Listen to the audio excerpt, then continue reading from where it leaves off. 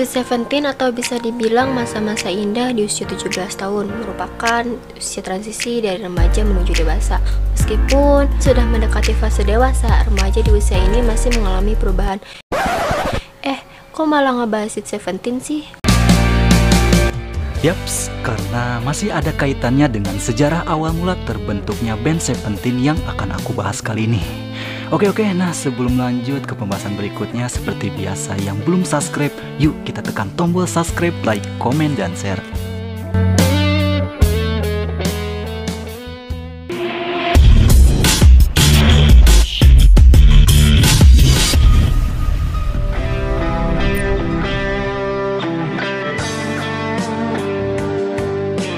Awal mula sejarah band Seventeen diawali dari 4 siswa di salah satu SMA swasta di Yogyakarta, yaitu Angga, Zozo, Herman, dan Andi.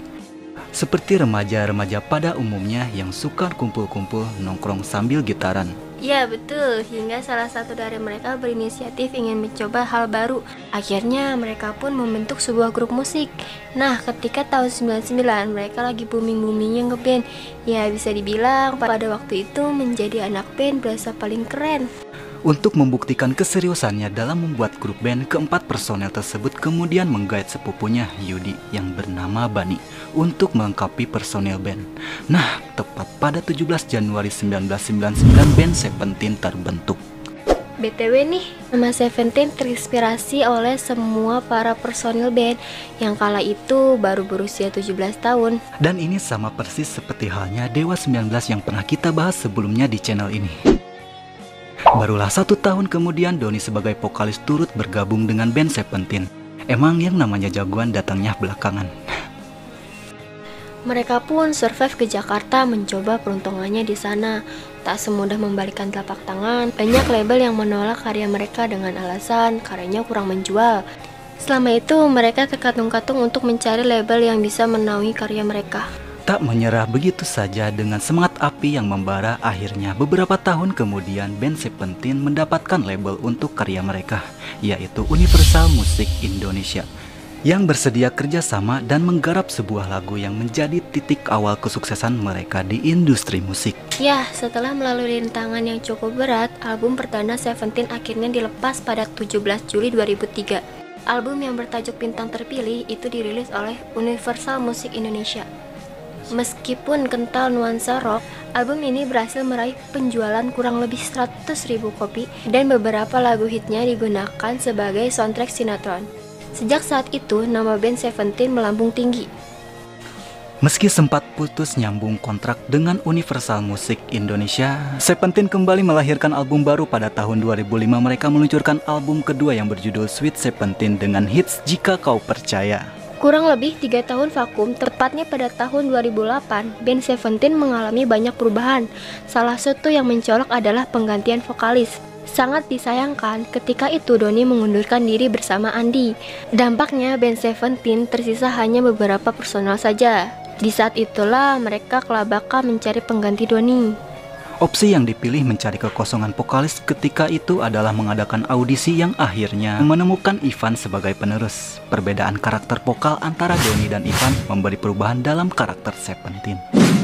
Ngomongin soal sang vokalis Ivan, yang bernama lengkap Rivian Fajarsyah, beliau lahir di Yogyakarta pada tanggal 16 Maret 1983. Si Ivan ini mulai giat bermain musik sejak di bangku SMA. Pernah juga dia membentuk grup musik dan sering mengikuti ajang lomba penyanyi.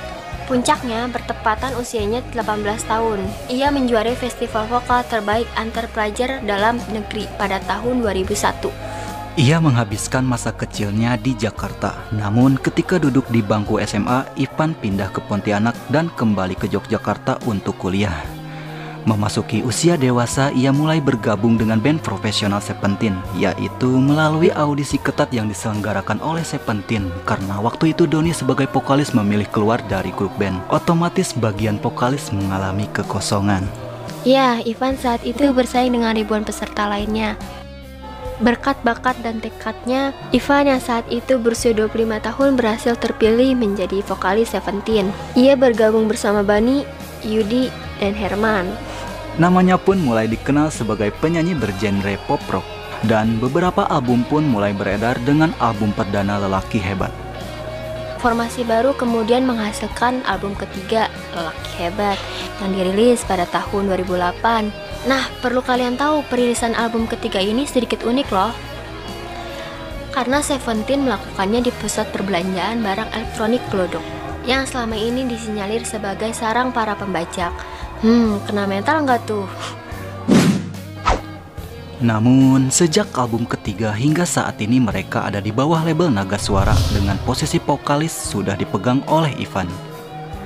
Seventeen mengalami perubahan musikalitas drastis dari rock menjadi pop. Namun, album ini sangat sukses hingga terjual kurang lebih 100.000 kopi dengan lagu hitsnya Selalu Mengalah, Untuk Mencintaimu, Lelaki Hebat, dan Jalan Terbaik. Kembali ke pembahasan sebelumnya, setelah album ketiga, Seventeen kembali diperkuat Andi yang memutuskan balik kandang.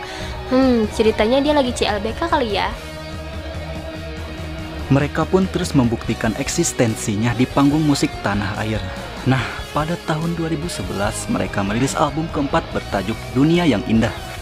Dalam album ini terdapat hits Jaga Selalu Hatimu yang membuat nama mereka semakin terkenal di pelosok Indonesia. Namun, pada tahun 2013, tubuh Seventeen kembali goyah. Yudi memutuskan hengkang karena merasa ada perbedaan fisik. Betul, padahal saat itu Seventeen tengah memiliki album kelima Sang Juara. Album terakhir milik Seventeen dilepas pada tahun 2016 dengan tajuk Pantang Mundur. Sementara untuk single, mereka sempat meluncurkan lagu baru, Jangan Dulu Pergi, pada Maret 2018. Namun malang, perjalanan karir Seventeen mengalami cobaan begitu berat, yaitu di penghujung tahun 2018.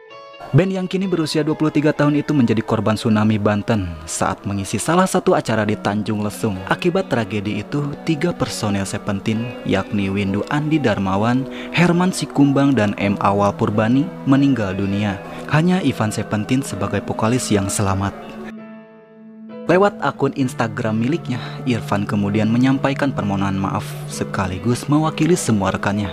Pada bagian penutup, pelantun Selalu Mengalah itu mengucapkan kata pamit. Meski keberadaan band Seventeen sudah menjadi kenangan, namun nada-nada yang mereka rangkai masih menggema di tengah masyarakat. Lagu karya Seventeen mampu bersaing dengan musik-musik baru yang seolah tiada henti mengisi industri musik di tanah air ini.